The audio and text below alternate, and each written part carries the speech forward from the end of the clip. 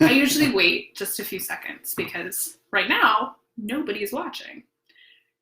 But you can kind of see up in the corner, it'll start showing eyeballs. Oh.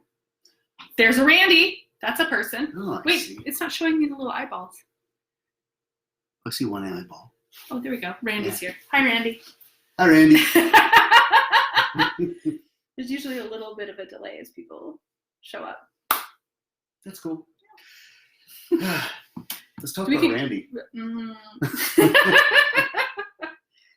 We can continue with the conversation we were in the middle of. We were like, we should save this. Oh.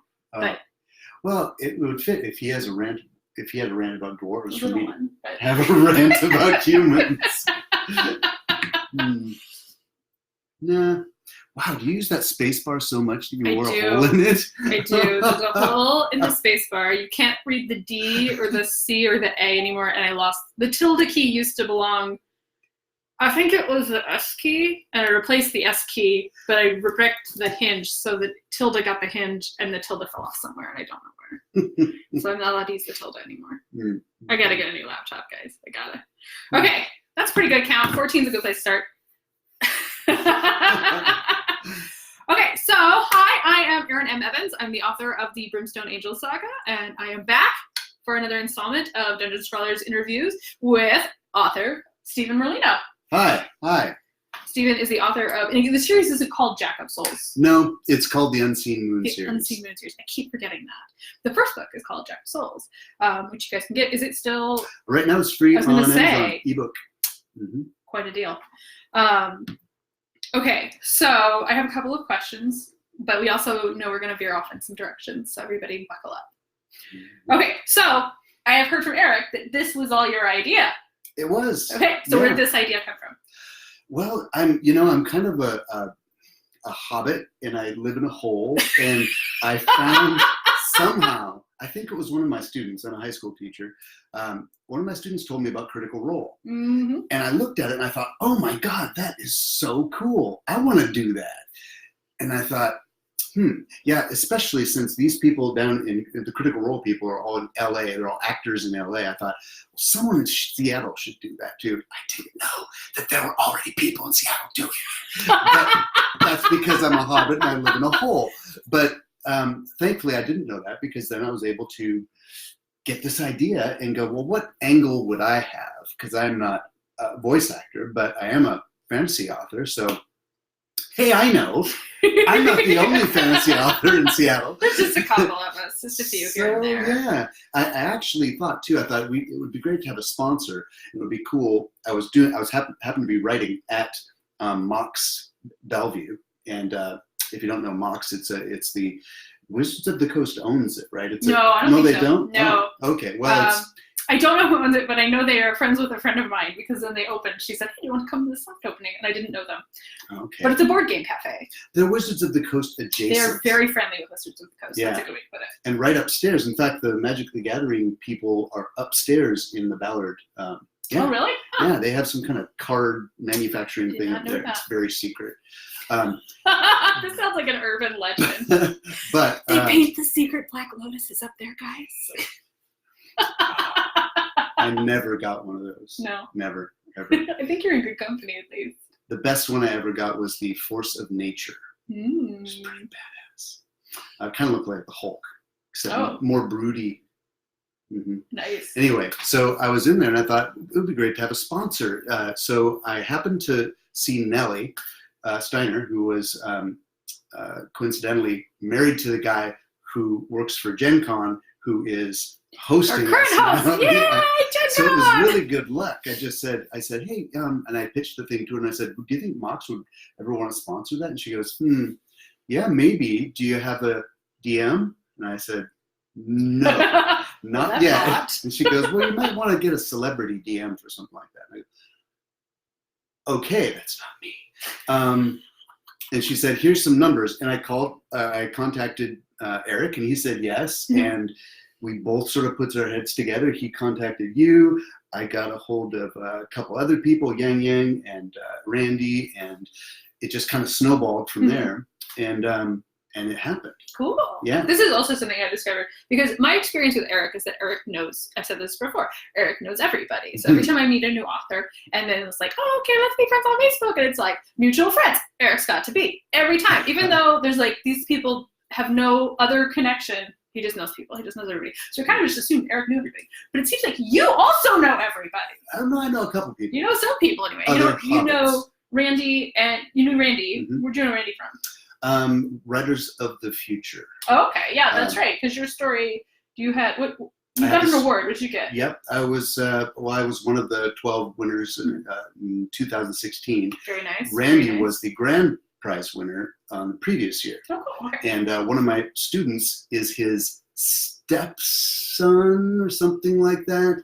And that stepson said to me, you should go talk to my uncle. Nice. And so I did, because I was like, well, what's it like down there at the conference? And he told me, and so then we were connected, and I remembered him when we were looking for authors. Cool. And then you knew Yang Yang. Yang Yang, I knew from a writers group, a North Seattle writers group from long ago. And Rhiannon said she knew you before she knew Eric, she thought. Yeah, we met, I think, at NorwestCon. That's true. A lot of people meet at Norwestcon. Yeah. And Emily is a mystery, right? No, Emily came from Yang Yang. Yeah, okay. Yeah. Okay. Yeah. I don't know. Emily will be joining us next Monday, it sounds like, so that we can get her in before she leaves town for Christmas. So you get to meet the mysterious and elusive Emily Chang. I joke about that because when we were first announcing this, Emily hadn't given me bio information, so I just leaned into it. All right. So tell us a little bit about Unseen Moon and Jack of Souls. Okay. I have a follow-up question, but I'll wait and follow up. Okay. Not surprisingly, the main character is a magic-using rogue. That's my follow-up question. Do you feel like there are parts that you used as a springboard or themes that you find yourself revisiting with your character? Yes. Yes. I don't know why, but I've always played magic-using rogues, or back in the day, it was a thief magic user.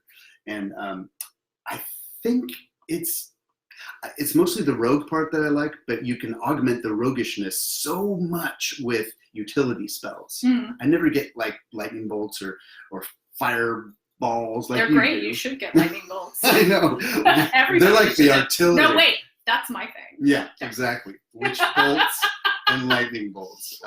So I don't really do those things. I like things like Grease and Enlarge and Misty Step and Prestidigitation is coming very handy. Very, very handy. Extremely useful. We end up in the sewers a lot, and I feel like Stirge, Stephen's character Stirge, we haven't actually said Sturge's name yet, tends to fix problems we find in the sewers. Well, you can clean things. Right? My turn. The way Eric does it is when you prestidigitate clean, it blasts whatever filth on you against whatever walls behind you, and it leaves like this filth shadow of you after it's done. We're very easy to track.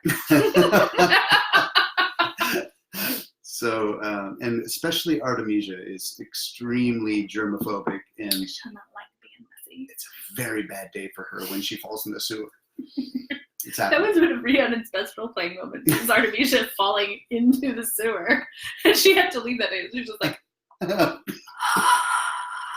I'm going. Yeah. It was like, but we're not done. I'm gone. I'm done. Nope. Done. All right, so magic using rogues. Yeah. And in the case of the main character in the Jack of Souls is he has some serious supernatural issues that came from earlier in his life, and the way he deals with them is by dabbling in dark magic that allows him to get rid of those problems. But now he's got this problem, and that's really the fun part, because I like to play with gray areas too, like how important. What is good? How do you define it? And can someone be good without being conventional? I'm a fan. So that's important to me, because it has been observed by friends of mine that I am not conventional in many respects. Yeah. You've never driven with me, I guess. No, you're delightful, Stephen. Thank you. But I also think that goodness is important to me, and compassion is important to me. So if it's really important to me that it's possible to be good and not conventional, because that's my only hope. Yeah. I think it sounds like a... So that's very much what Herrick is in The Jack of Souls and The Jack of Ruin, the sequel.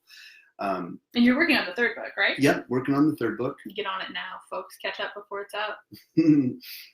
Yeah, don't hold your breath. I mean, you don't have to hurry that much because it's only halfway done, but it's on the way. So Stirge, yes, you were saying, is very much the same kind of character. He hasn't made any dark pacts, but he's damaged and he's not conventional, and there are certain things in his past that would seem to damn him as not a good person, not even a worthy person, and so he's a little bit obsessed with that, and he wants to prove in some ways that he is a worthy person, even though he's wildly unconventional. Wildly unconventional is accurate. I will post later. We have the art. Have you seen the art come in? Yeah. No. Yeah. Well, not. I saw the draft. The finals have come in. We have beautiful art from Anna Fox from Brightbird, and it's so we have this wonderful picture of Stirge that is. I think she did a really good job capturing. She did. Someone who's okay. And now here's I'm going to ask my Stirge question because I think it leads into like talking more about Stirge as a character. Because one thing I find really interesting about Stirge and the sort of experience of watching you play Stirge is that he has very much been sort of a character in progress. Like you've kind of, there's aspects of him that have been there from the very beginning. Like he has a very unconventional appearance, right? He has this very long nose, right? Kind of a almost Cyrano de Bergerac kind of vibe, but also the sort of long, lank hair. I think at one point you described him early on as like Kylo Ren doing Snape cosplay. Yes, yeah. Which is very potent description there. And he's changed in some ways. And there's other times where like one of the things I really noticed about Stirge very early on is that Stirge is both like drawn to beautiful things, but then at the same time he sort of rejects them because he is not conventional, right? He has probably not gotten a lot of the benefits of being sort of beautiful, as he is a very strange looking man.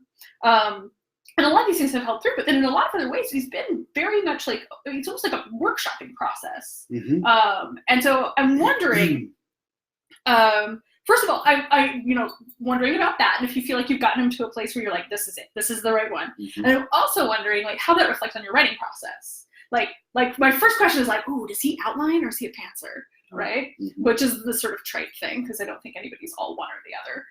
And things like workshopping process, like do you like doing those revisions and those workshops in your work, or is this a different thing? Like how do these two fit together or not? I'm definitely not an outliner, but I believe that as writers we already have a template in our head. We know the shape of story. We know that there's going to be turnarounds, and there's usually generally a turnaround pretty close to the end, which is the worst of the two turnarounds, so we know the shape, and we know kind of where we're going with the story, at least as I do. So I feel like it's a little bit, like you said, it's a little bit trite to say one or the other, but mostly I'm a pantser. And in the case of Stirge, yes, and I do like to workshop. I do like to revise. I like to get ideas from other people. I like to get. I think my writing is always improved by other people's eyes on it and feedback. But the thing with Stirge was I wanted to be challenged with a character that I'd never done before. And I didn't want to just go with the optimal character class. If I really wanted him to be the best possible magic using rogue type, I would have gone with a half elf. Get the night vision, get all these other little bonuses. But we have a sidebar about dark vision. Stirge is the only character in the group that can't see in the dark, and he's the scout. Which early on you sat down and you talked about like, is this something we could kind of massage? Because when you think about it, like dark vision almost feels like a feat that humans don't get. And I said, that's silly. I've been in many games and I've always played races that have dark vision, and it's never come in handy. But in this game, for some reason, we keep ending up in dark places that have like no available light source, and everybody in the party has dark vision except Scout. The dude who has to sneak. It's like Erin went, you know what? Erin felt too sure about that. I'm gonna make sure she's as wrong as she can be. So can you imagine sneaking with a lantern? You're the only person within 100 yards with any light source. I'm not here. This is one of those, like, so when it comes to writing in fantasy novels that have sort of a pseudo-medieval tech level stuff, there are certain things that I find are really hard to sort of track. And one of them is the fact that really when you walk into a room, there's probably no light. I never think about that. Yeah. They're like, in the realms, there are things called sun rods, and they're, I think, glow balls, and I swear to God, my characters have an unlimited source of those because I just don't even want to think about it. Because also there's like, there are Tinder twigs, which are like matches, but they're not common. Ooh. So really, like, if you're gonna light a candle, it's a whole like freaking scene. Nobody wants to read about lighting a candle. A sun rod, got it. That's so true. So I chose human, partly because I wanted him to have some challenges. Yeah. And here's the thing that I love about 5e. They've started to incorporate flaws into the character. You know, there's personality traits, flaws. There's a couple of bonds. But I don't think they go far enough yet. And I had a really wonderful experience way back in the dark ages when a company called Iron Crown Enterprises used to exist, and they basically were a reaction to Dungeons and Dragons. They thought it wasn't complicated enough. It wasn't detailed enough. And man, if you look up their stuff, whew, you know how we have critical, you get a critical hit, get some extra damage. No, that's not enough. They had a chart for criticals. There were like 5 kinds of criticals. There was a chart for piercing weapons. There's a chart for bludgeoning weapons. Yeah, and you would roll, you would get a result, and depending upon your result, you'd end up on A, B, C, D, or E, and everything had a description. Okay, so many more hit points of damage, plus you've sprained your left ankle, or no, their left ankle is a blood. It was so detailed. It's rolling dice forever. It was a very slow game comparatively, but it was for people who wanted just incredibly detailed charts with skill slots and all. It was heaven. But one thing they do really well was a whole book called Talent Law, which was flaws and talents. And you got a certain amount of points, and you spend them on your talents, and then you had to spend the same amount on flaws. Interesting. Yeah. Oh my God. And some of those things were wonderful. And so I looked in there thinking about Stirge. Mm-hmm. That's where his nose comes from. Okay. He's got like an 8-inch long carrot nose. It's a distinguishing feature. It's hard to be in disguise. Right.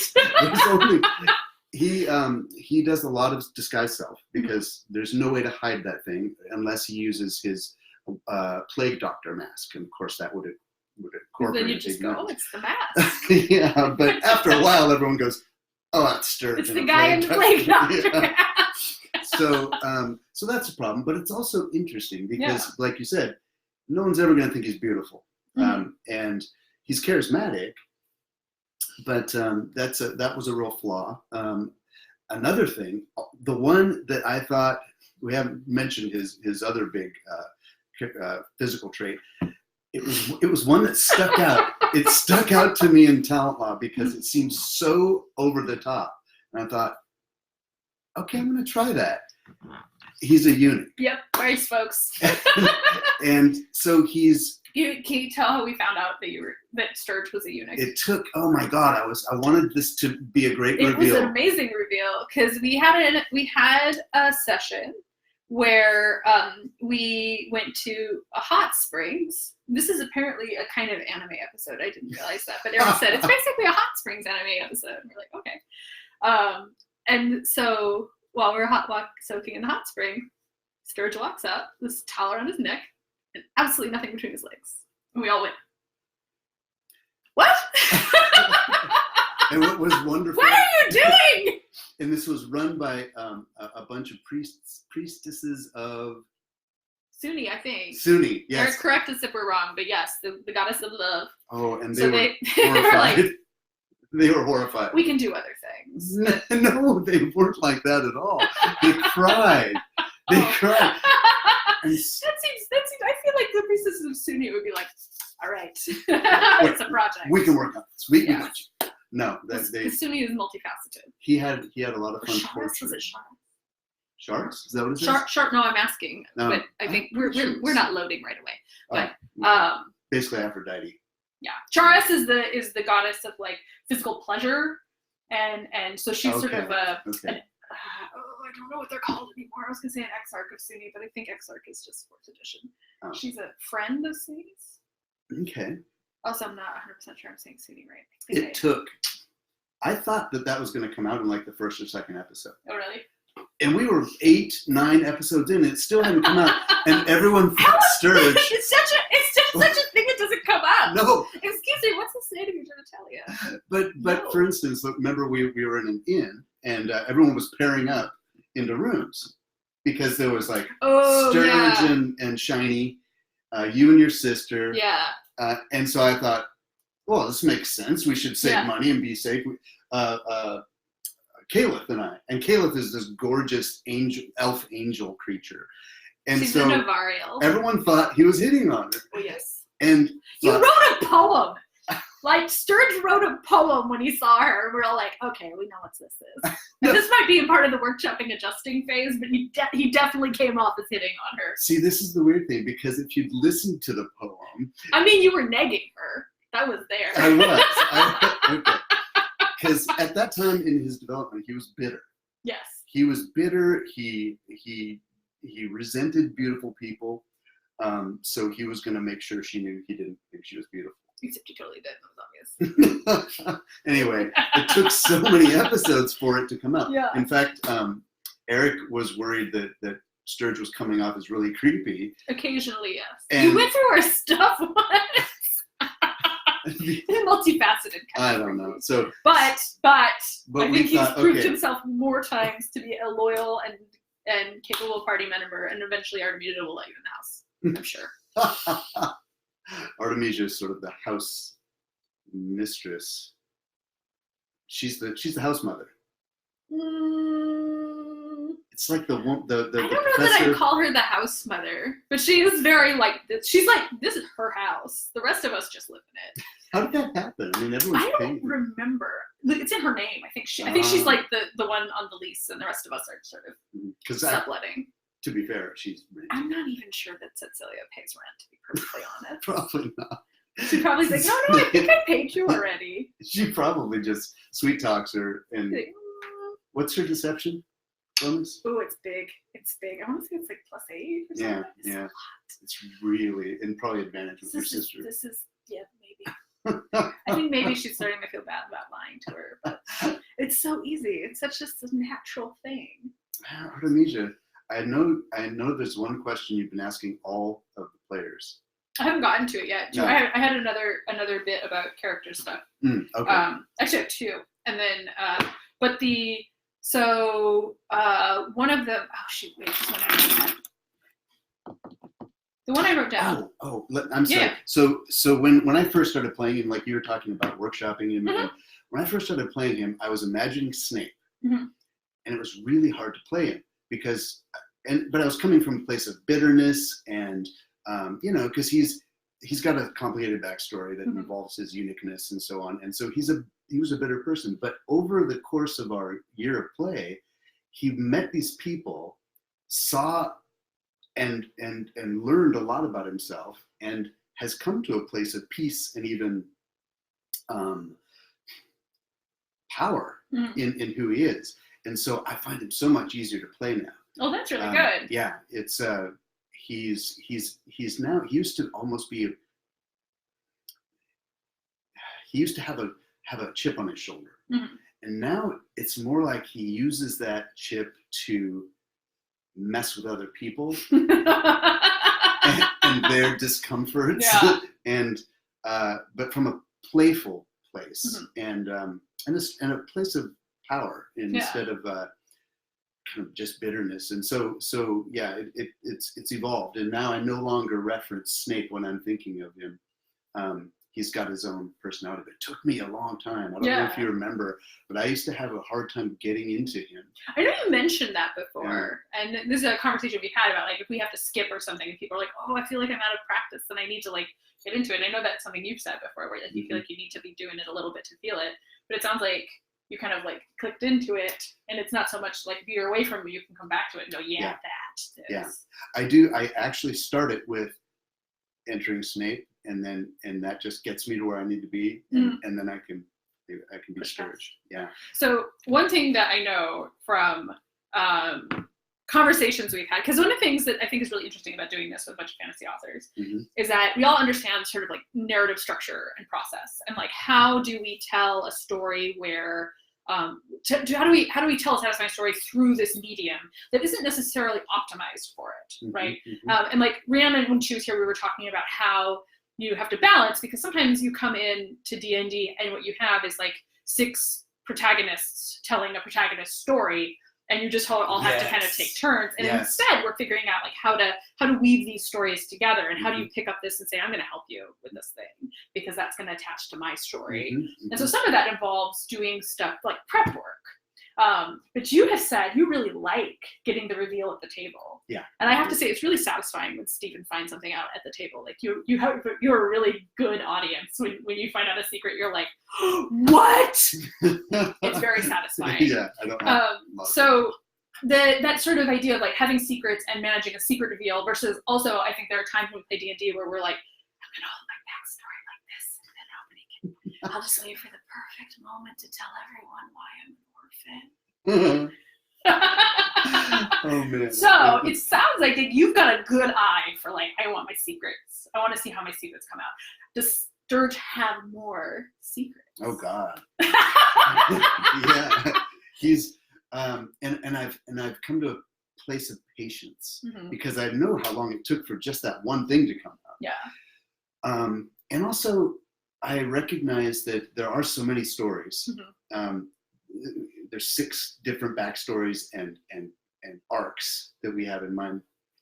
I think that I think patience is it's okay to let someone else, their story, be the main driving force in the narrative, and everything else will just fall into place. Yeah. I mean, you can't.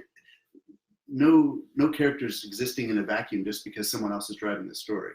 You know, and I don't know.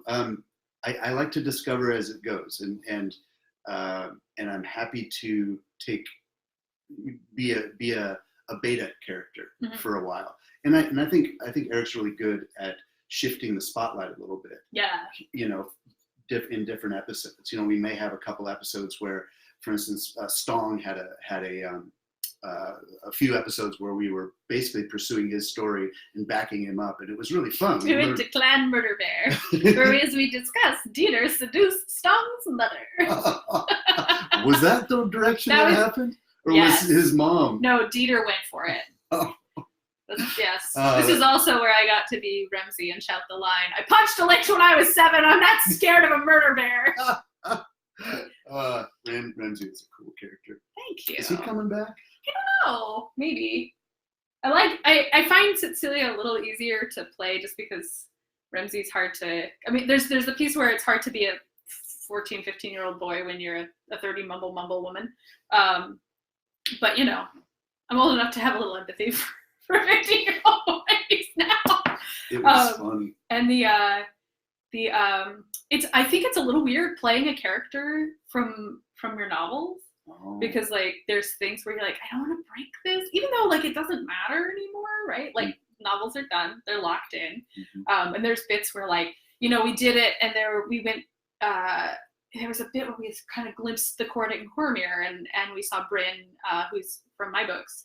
And so there was a lot of talking about like, you know, my dad and stuff. And Ramsey's backstory is actually really complicated because he was sort of born in the Hells and then whisked away to foster family. Spoilers, guys. Lucky. I hope you're caught up. Well, his mom was captured and she didn't know she was pregnant. She didn't know she was in the Hells. Terrible situation. Very dramatic. So he knew he was adopted. He's raised by these very nice people and he gets kidnapped by the, you know, super evil warlock and taken off to Sedlich's castle. So his birth parents like know this has happened and they rescue him. So now he's got his birth parents and his birth family, and then his adoptive parents, right? And my characters, Farida and Habla, are adopted. They were adopted by a dragonborn warrior, right? Mm-hmm. So they have this sense of like, no, these are your parents, but also like, now you're my kid too. So I went with like, Ramsey has this set of like 4 parents who are all up in his business. And when you're 15, you're like, oh my God, I don't want to do this anymore. But there are bits there where like, I'm like, oh man, he shouldn't be calling Havilar mom. He should be calling Havilar because dragonborn don't call their parents mom and dad. And then there's this whole thing where like, what does Bryn get called? Because that's all complicated. He's not a dragonborn. So there's all like these little like fiddly bits. But this also leads me to, what's your favorite story from the game or favorite memory of something that we played? Like if someone said like, tell me a story about this game, what would you choose? Our best? Give me some. This be a multiple choice. Let's see. I'll think of some things. Your brother that turned into a ghoul. The boat when we were on the boat. Like ghost ship with Sturge's. Your brother was on this boat that had been ghoulified. The whole crew went. Everybody was dead or undead. Except for him. He was in a cage, like as a prisoner, and therefore wasn't being touched by ghouls. He was cowering in a corner where they couldn't reach him. He was just waiting for the infection. And that's where the cursed book we mentioned earlier was. I've enjoyed many of our dungeon crawling adventures. Yeah. So yes, the sewers that time with the sleep rats and and Artemisia falling like multiple times into the sewer. Poor Artemisia. I mean, it was just like, make a dex roll to step over this gap. Splash. Make a dex roll to crawl out. Splash. It was tough. It was bad. I was gonna say there was the time where where Stirge disguised self to look like the dock supervisor lady, so that we could get a hold of a shipment of cargo. I do enjoy the times when he can use his acting feat. Yeah. Because he can mimic people's voices super well. The one time, so Cecilia has had a grudge against Stirge since our very first zero game where we played Fiasco and he stole her map. It was just sticking out of her pouch. I mean, come on. Cecilia has several character flaws, but one of them is that she holds a grudge, like it's a rope and she's drowning. Eventually, she might forgive you, but he's trying to buy her off. But being too, we have several high charisma characters. I've realized now that we've been posting the scores, but being high charisma characters, we had to break into a vault and steal a thing. And Sturge went about it by disguising himself as the guy who owned the thing.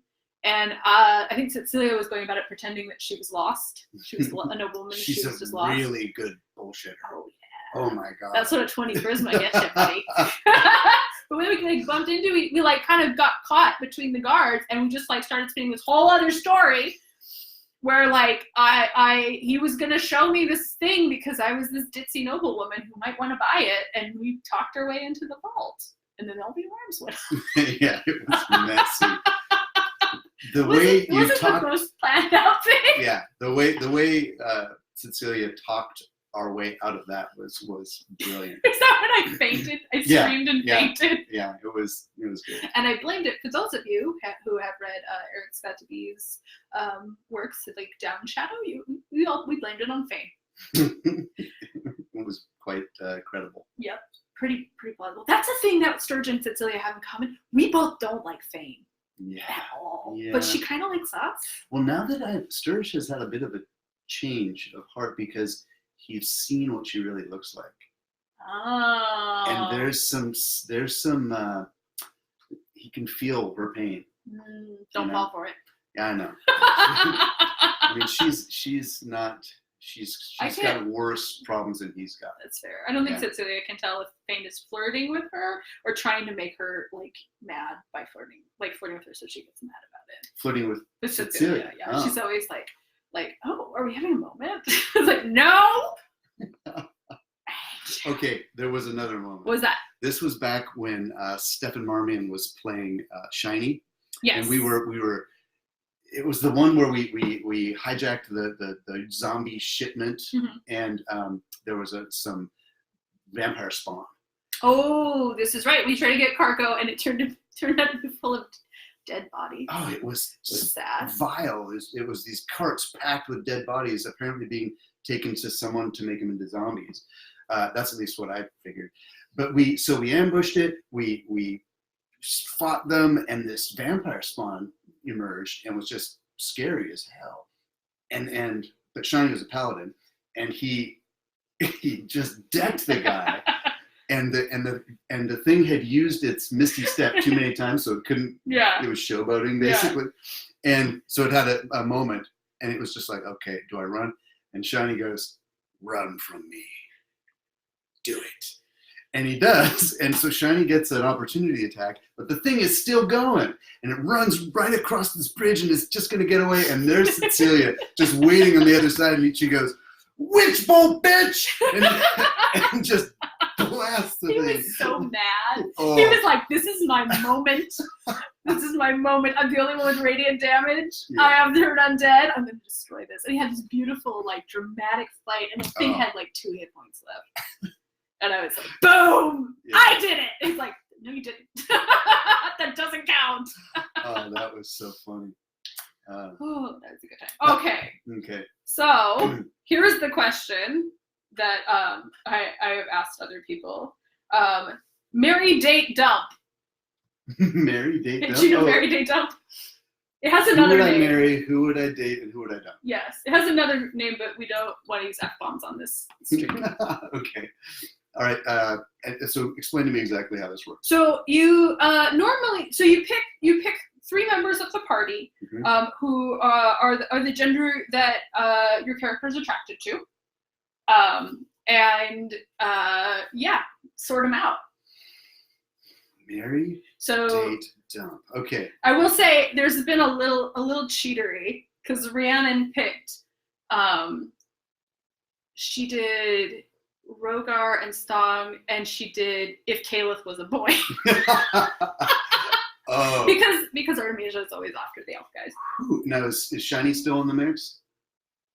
You could add Shiny to the mix. Okay, because Stefan's not playing anymore, but his character, this paladin, was. He's Stong's hetero life partner. Yeah. They're co-raising their child. Yeah. We'll ask him about that now Friday. Oh, that's a tough one. Okay, so. Who do you marry? That's the toughest one because I'm you not can't sure put up with any of us. But you have to. If anybody asks me this about Cecilia when it's my turn, it's gonna be Stong. Stong. This is, I think, Stong is he's pretty steady. Yeah, and he's a really good heart, and he's not gonna be angry when you don't screw the lid back on the mayonnaise, and he picks it up and it goes flying. He's not gonna care. Do that all the time. He'd be the mayor. Okay. Date, meaning just fun to have a fling with. That's usually the F. Mm-hmm. Stirge, is it me or Stirge? It's Stirge. It's Stirge. Yes, let's be clear. Really just for your characters. We're all friends and we don't want to get weird. I think it would have to be Caliph because of that whole thing in the very beginning when he was like, "Oh, you're not as cute as you think you are." She's really cute. Yeah. Dump. That presumes that I'm dating them to begin with. So that's usually kill in the other game. We just softened it a little bit. So let's assume that they make the move and you just go, absolutely not. Why would you ask? Cruelly pass on it. Who is the one you would say that to? If Stirge would say that to. See, it would. Yeah. So Stirge and Artemisia have a history. Yeah. From way back when he was in school and a really dark, bitter young man who just learned that he's not like other boys. Right. Until then, it didn't matter. Okay. But adolescence comes along, and all of a sudden, what's everyone so on about this? Mm. And so he was very bitter and dark. So imagine young Snape, with all kinds of gender crises going on in his head, and lots of blame going on. Well, he dressed like he never took a shower, and he dressed in dark rags, and she also went to the same school, and he was learning Undercommon because he was feeling. That's so edgy. I feel like I suspect that given the option, there are a lot of teenage boys in the realms like teaching themselves Undercommon. Yeah, exactly. That or like Elvish, which is like, I guess I would think that was sort of like a Forgotten Realms French kind of like, I'm going to learn this fancy language. Stirge had reasons to absolutely not learn Elvish because he has an Elvish father, even though he's human, who did not treat him well. Stirge has lots of secrets. So Undercommon. It was his dark phase, his dark and bitter phase. But anyway, he wrote poetry and drew tattoos on his hand. In Undercommon. It's like, I gotta draw like a dagger. Dark mark. Eyeball. I don't know what teenage boys draw on themselves anymore. Maybe they don't even do that. Yeah, not really. That's true. You probably, like, as a high school teacher, you know more about what teenage boys do when they're feeling edgy. They just go get tattoos. Oh, okay. No, but I see a lot of my female students draw like little things on themselves, but they're not really edgy. Gotcha. So anyway, where was I? Oh, she reached out to him. She came over to him one day and said she was following around. She described it to me. She was following her little clique around, and she stopped, and they moved on, and she came over to him and said, if you just wash your hair sometimes and maybe got some color in your clothes, I think you'd feel better. It sounds very Artemisia. And then she left. It was totally Artemisia, right? Because she's this fashion maven. But it actually touched him and made him, and second to Artemisia, he's kind of a clothes horse now. And that came from her reaching out and basically saying, you don't have, you're worth something. You don't have to dress like you're nothing. Mm-hmm. Why don't you dress like you're something? Yeah. And that being said, though. I was like, I know we were talking about dumb. Yeah. That being said, she's so uptight. Whoa, it would not work. It would not work. Whoa, not even close. Oh, it sounds so funny because she's got a very particular type. Oh. At least at the moment, right? Like, it's an expression of her own, like, complex issues. Plus, she tends to, she's seen a lot of guys since I've been around her, since Sturge has been with her in the 2 years in Westgate. She seems to have the hole she's trying to fill. Oh yes, that's definitely. And that's dangerous. You don't want to mess around with that kind of person. That's. Plus, she knows lightning bolt. She certainly does. She's so tiny. She is. And this monster. Well, actually, we were just talking about this. That like she is very thin. She's very thin, but we were trying to figure out who's taller because I think at some point I said that because she's got kind of like a fashion model build, so I think she's taller than Cecilia. But then every time I have a D&D character, I always make them taller because I think I'm working on it. My dad's family is extraordinarily tall. My grandfather was 6'7", and I was always told, you are going to be very tall. I am the shortest person in my family. And I'm not short. I'm like kind of average height. But my sisters were taller than me, and my grandmother is taller than me on that side. And I'm the shortest guy in my family. Yeah? Mm-hmm. I'm exactly average for an American male. Yeah, so I always thought it'd be like 5'9", and it did not turn out to be 5'9". So when I play D&D, this is why Frida's tall. So I'm like, why not? I can't be tall. How tall is Frida? Yeah. I think I made her 5'9" or 10. Sturge is 6'2". There we go. Yeah. Little bit of Tennessee payback. I feel like in a lot of ways I'm not in a place where the things that I do put my characters through are things that I myself am working through. Except occasionally like adjacent, right? Mm-hmm. But and sometimes I'll use secondary characters for that. But I'm still mad about being not very tall is definitely something I still use some fictional people to work through. Okay.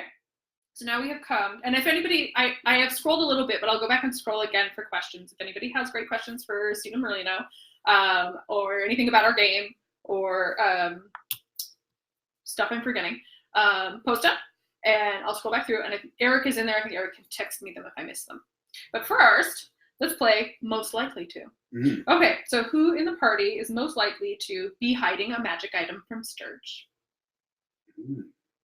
Because one thing we did not mention about Stirge is he's absolute obsessed with magic items. He does think that he's been told that there's something that needs to be unlocked in him, some magical potential.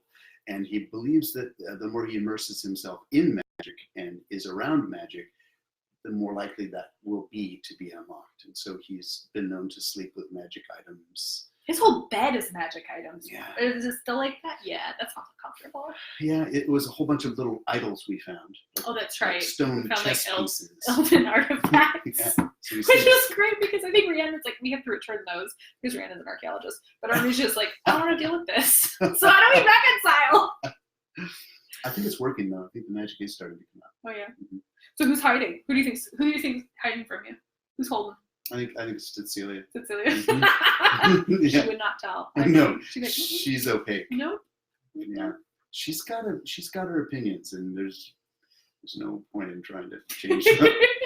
I think in this case, it would be a piece of the grudge. Yes. Stole her map. She's not giving you anything. Although I think you gave her an amulet. Mhm. Stirge gave her an amulet. Because she's so squishy.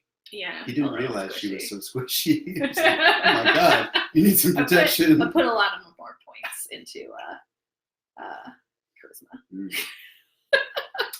I got the impression recently that our magic users are really squishy.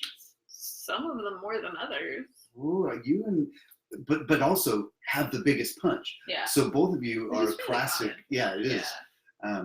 I mean, you guys can take out some bosses, but That's a new rule. Okay, man, guys, I don't know what's wrong with my dice lately. yeah, They're supposed to keep missing.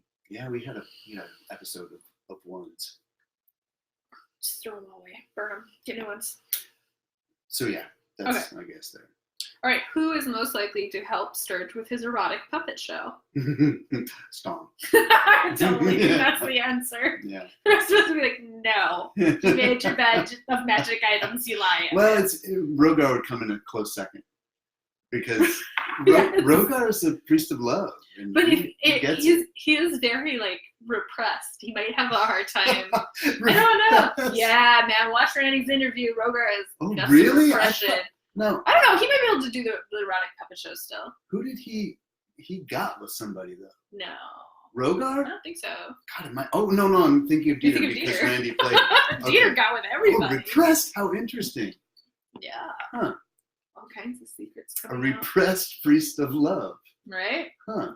Do that thing with the flaws. Okay, Mm. now we're gonna switch slightly and do some most likely's inspired by your books.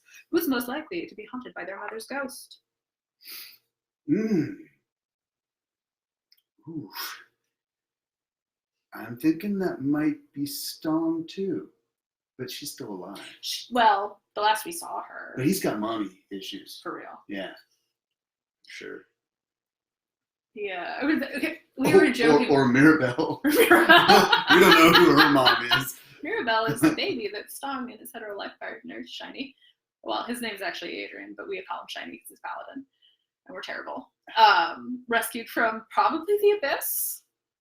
And she's delightful and very strange. And very probably a demon. fiendish. Very almost probably. Yeah, her mom was not regular. I mean, her mom might have been regular. Her dad maybe wasn't. It's true. It can happen. Maybe it's half.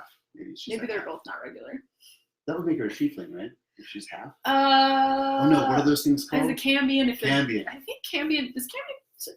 You know what? I don't remember if Cambion still counts for demons because demons are in the abyss, and I've spent a very long time training myself not to conflate the two. But all I know for sure is that Cambion's a half devil. Oh. And this is another one of those things where it's like I learned the 4th edition way, and then there's different things, and then people who like 2nd edition tieflings yell at me on the internet. Love what you love. Okay, who is the most likely to pick the wrong pocket? Ooh. Well, who picks pocket in our group? Is that I mean, Stirge? anybody could, right? So basically, make a Make a life-altering mistake by stealing something from the wrong place. I think it's Artemisia I totally believe it. because it's not pocket picking, but it's hooking up with dangerous people. She's oblivious. This is one of those things I don't know. I never know how much everybody else knows. Like all the how much people character-wise know that He's Lotus. too good. He's Lotus. too good to be true. He's rich. Maybe this He's is also handsome. how Stirge and Cecilia will bond, because Cecilia's like con artist. 100%. Yeah, exactly. We both can see that fate. And I hope that we get like a beautiful little Artemisia lives in art that's very dramatic, and then she gets to blow him up in the middle. That's my dear hope, is that Artemisia's the one that gets him. he's too slick. He's For real. he's Tom Brady. You'd be glad that it's after Yeah. picking on the Patriots. Okay. Okay, who is most likely to reject immortality? Ooh, reject immortality. Ooh. Stirge does have a suspicion that the reason he's without gender or without genitals is that he is divine. Because outside of the material realm, gods don't have a gender, really. They manifest in the material plane any way they want, one or the other. Generally, they have. So clearly, there is no. It's just a material plane thing, a limitation. I see. This whole binary thing. Well, so we'll get to a point in the game where we can send you to the astral plane, back to where you belong. His home. Yeah. No, it doesn't. Yeah. So who would reject immortality? Mm-hmm. It might be Stirge because he's very contrary. Well, because when you say that, it's like you're saying if he was given a choice to be an elf. That's true. I mean, I was going to drop an F-bomb and use one of my, put up my finger and say F the elves, F immortality. I don't need no stinking immortality. Yeah. Because he's got a beef with the elves. His dad, this high elf from Myth Dranor, who, he's got a beef. So yeah, screw that.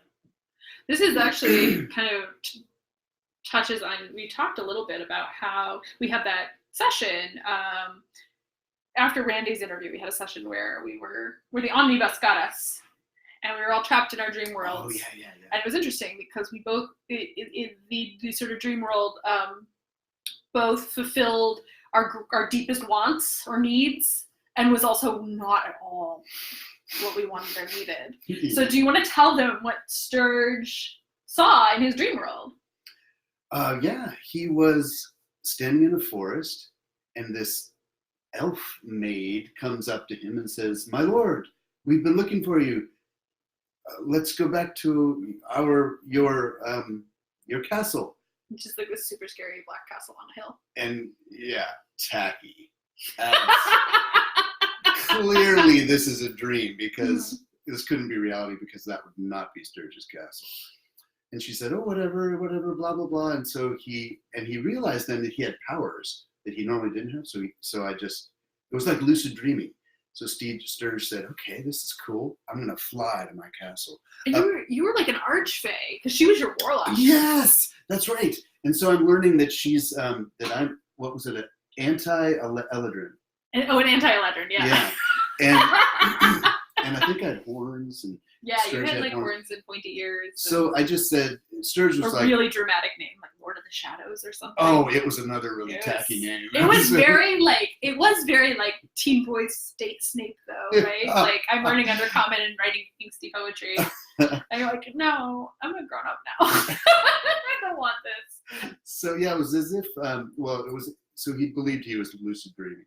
So he thought, whatever, I'm just gonna have fun with this. So he flies up to the top of the tower where he believes there's going to be magic items stored.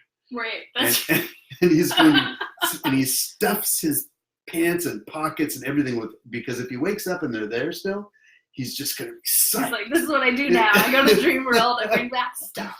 And he's in the middle of stuffing his pants with magic items when this elf maid knocks on the door to the tower. He's like, "What?" And she says, "My lord, do you need anything?" "No, go away." And she keeps persisting and coming in. And what does she do? She, he said, I said, and she said, what can I need to do something for you. I'm your slave. And you're my slave? No, I dismiss you. You're no longer my slave. Now, will you leave me alone? Like wiped her pact. Yeah. Just like, you're free. Go ahead. She said, and she came back with a pact. Yeah, she went to the archfey next door, made a new pact, and came back and said, I like your castle. I think I'll take it. all the while, Stirge is pretty sure it's just a dream, so whatever. Okay. But they get in a fight, and then I think that's about the time he woke. Yeah. He made his wisdom save. Yeah. Yeah. Was that like, so that Stirge having an immense amount of power and Mhm. people like respecting him, Mhm. and this sort of question of like of elfness, right? Which is like, Mhm. I have to imagine, like, as mad as he is at his dad, there's like some sort of thread of like childhood, like, if I could be what he wanted, Mhm. that's being like inverted and subsumed, right? There's no question that the end of his arc will be proving to his dad that he should not, that he was worthy, and then his dad made the completely wrong judgment, or revenging himself on his dad. Probably both. We should bond over this too, because Cecilia has father issues as well. There could be a twist, though. I mean, it may. There's always a possible twist. Right? I mean, it would probably be best if, because revenge is never satisfying after it's done. It's like, oh, now what do I do? Some kind of reconciliation, like some sort of understanding where Stirge comes to an understanding that, oh, he's not a shitty person. He was just in a shitty place. Yeah. And that would be more satisfying to me. It might not be the most satisfying to watch as a viewer. I don't know. We'll figure something out. Yeah, we'll see. I mean, I'll know when we get there. I don't think we had a lot of questions this time. I suspect this is one that people are going to watch a little later, just because Monday can be a little tricky. But Stephen is a member of the group, so if you have questions for him, he can come in and answer them. But do you have anything else you want to tell people about? Nope. Well, I will say this, that I've always found that I have more fun playing a character's flaws than I have playing their powers, which is something I learned when playing Rollmaster way back when I was forced to have flaws. And I almost find it, I mean, because the magic obsession was another thing that I just sort of added later as we went. I feel like the more a character has problems, the more fun it is. Yeah. But I mean, it can take that too far, obviously. But I think that's when I think of Stirge, I think of a man with a vision for what he wants to do to prove he has something to prove. He also is starting to feel his own worth and power, and is groping for what that's going to look like and trying various things. And I enjoy that. It's like writing. I don't know are you a pantser or an outliner? Like I said, I don't believe that those are. Okay. No, so when I wrote for Wizards of the Coast, I was required to write a full outline. My outlines are the stuff of legends, because they're basically stream of consciousness for stress. So they're very long, but they're full of things like, then they're all like, what? And Lorcan goes, let's bounce, because I can do that. So they're interchange read at least. But so I had to sort of like say, like, here are all the steps I'm going to take. And look, I do know how it ends. But when I would write it, obviously, like you kind of aim for that, and you realize that you've actually kind of gone over here. Can't see what I'm doing. You're aiming like this, but you kind of veer off and you're like, oh, I'm over here. And so you go back and you make it line up, right? And I found that working on my own stuff and working on things that are not in that series, that what I end up doing is that I sit down and I outline about a third of the book, and then I hit a point where I'm like, I don't know these people well enough to know what they do. So I go back and I write, and I get a little past that third mark. I'm like, oh, I don't remember. I don't know where I need to go. I don't need to know what I need to hit. So I do another third.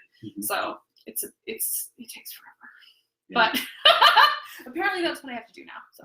But there's a process of discovery that's a little bit. For me, it's I would maybe say a lot of it.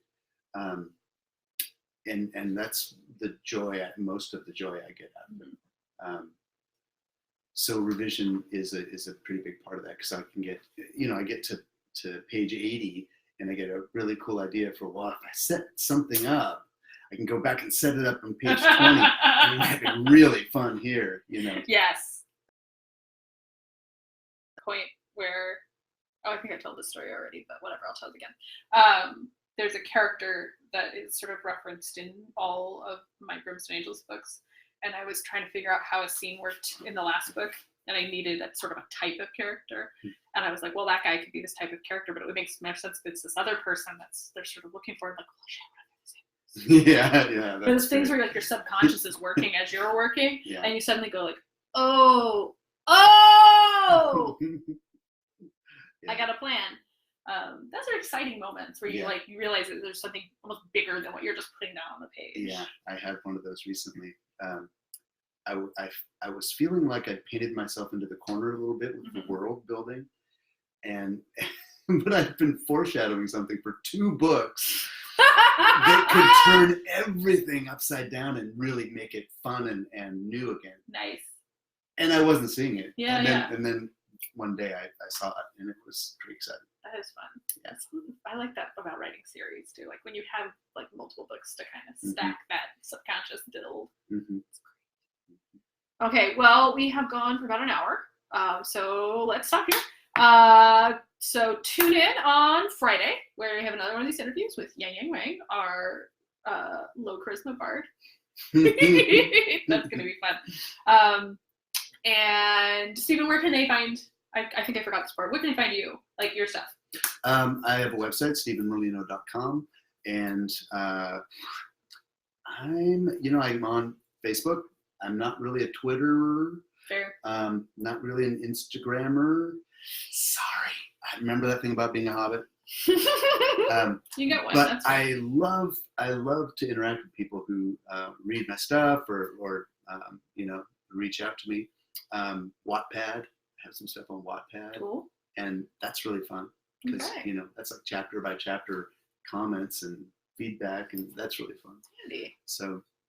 Okay, so Friday we have Yang Wang, same time, same place, but different day. And mark your calendars for January 8th for the debut adventure of the Dungeon Scrawlers in Westgate Irregulars.